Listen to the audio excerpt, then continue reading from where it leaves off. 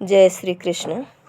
आज के इस वीडियो में आप सभी जानेंगे कि साल 2026 में चंद्र ग्रहण किस तारीख को लग रहा है, इसकी संपूर्ण समय अवधि क्या है और इसके साथ ही जानेंगे कि चंद्र ग्रहण के समय हमें क्या करना चाहिए और क्या नहीं करना चाहिए। तो आइए जानते हैं। साल 2026 का पहला चंद्र ग्रहण आने वाला है। हिंदू पंचांग को मानने वाले लोग इसे केवल एक खगोलीय घटना नहीं मानते हैं, बल्कि इसे धार्मिक आस्था और परंपराओं से जुड़ा विशेष समय मानते हैं। चंद्र ग्रहण पूर्णिमा के दिन होता है और इस बार यह फाल्गुन मास की पूर्णिमा पर पड़ रहा है, जिससे इसका महत्व और बढ़ जाता है। इस दिन घरों में शांति रहती है, मंदिरों में समय में बदलाव होता है और लोग अपनी दिनचर्या ग्रहण के अनुसार तय करते हैं। चंद्र ग्रहण की जो तारीख है वो 3 मार्च 2026 को है।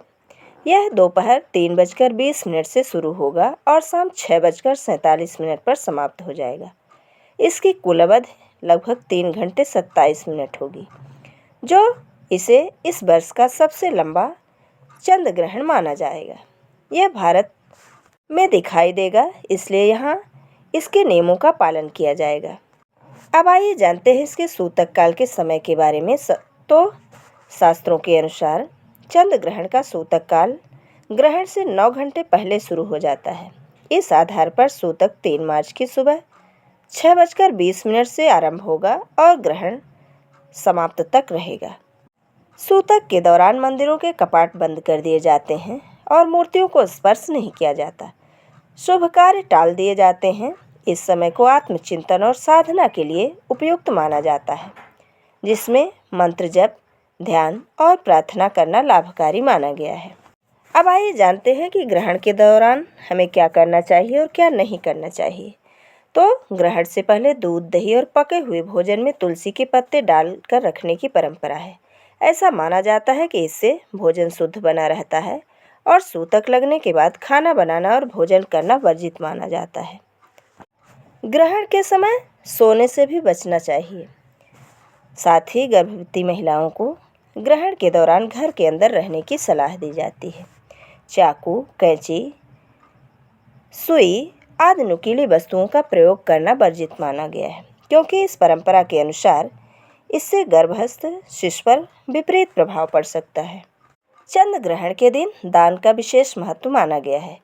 इसे महादान का समय माना जाता है। ऐसा माना जाता है कि जिसके जन्म की कुंडली में चंद्र दोष होता है, दान से कम हो जाता है। चंद्रमा का संबंध सफ़ेद रंग से है, इसलिए चावल, चीनी, दूध या सफ़ेद वस्त्र दान करना शुभ माना जाता है। जिन लोगों की कुंडली में चंद्रमा, राहु, केतु या शनि का प्रभाव हो, उन्हें चांदी या मोती दान करने की सलाह दी जाती है। ज़रूरतमंदों को भोजन कराना, घर में दीप जलाना और देवी लक्ष्मी की आराधना करना मानसिक शांति और सुख समृद्धि के लिए लाभकारी माना गया है। समन्वित वैश्विक समय के अनुसार आंशिक चरण सुबह 9:50 से शुरू होगा। उपछाया चरण सुबह 8:44 से प्रारंभ होगा और ग्रहण का चरण बिंदु 11:34 होगा। पूर्ण चंद्र ग्रहण 11:04 से 12:02 तक रहेगा और पूरा ग्रहण 3:58 में समाप्त हो जाएगा।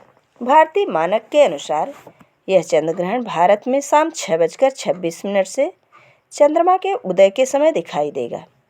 शाम 6:33 से 6:40 के बीच इसका सबसे स्पष्ट दृश्य देखने को मिलेगा और 6:46 में यह समाप्त हो जाएगा। हालांकि पूर्णता का चरण पहले ही हो चुका होगा, इसलिए भारत में चंद्र ग्रहण केवल आंशिक दृश्य में ही दिखाई देगा, विशेष रूप से चंद्रमा के उदय के समय।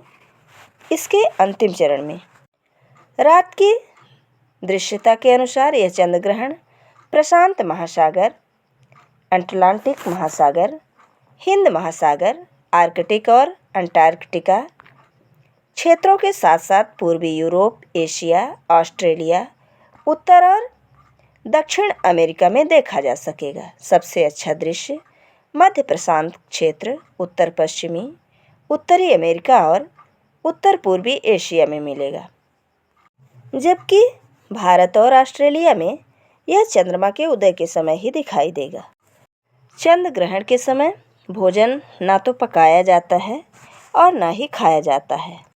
पारंपरिक रूप से घरों में भोजन को सुरक्षित रखने के लिए उसमें कुसा, घास या फिर तुलसी के पत्ते डाले जाते हैं। ग्रहण से पहले और बाद में स्नान करना शुद्धि के लिए शुभ माना जाता है। कई लोग इस समय ध्यान, जप और मंत्रों का उच्चारण करके सकारात्मक ऊर्जा को एकत्रित करते हैं। पारंपरिक मान्यता ये है कि जो भी गर्भवती महिलाएं रहती हैं उन्हें घर के अंदर रहने की सलाह दी जाती है। ये थी साल 2026 में पड़ने वाले चंद्र ग्रहण की संपूर्ण जानकारी। जय श्री कृष्ण, राधे राधे।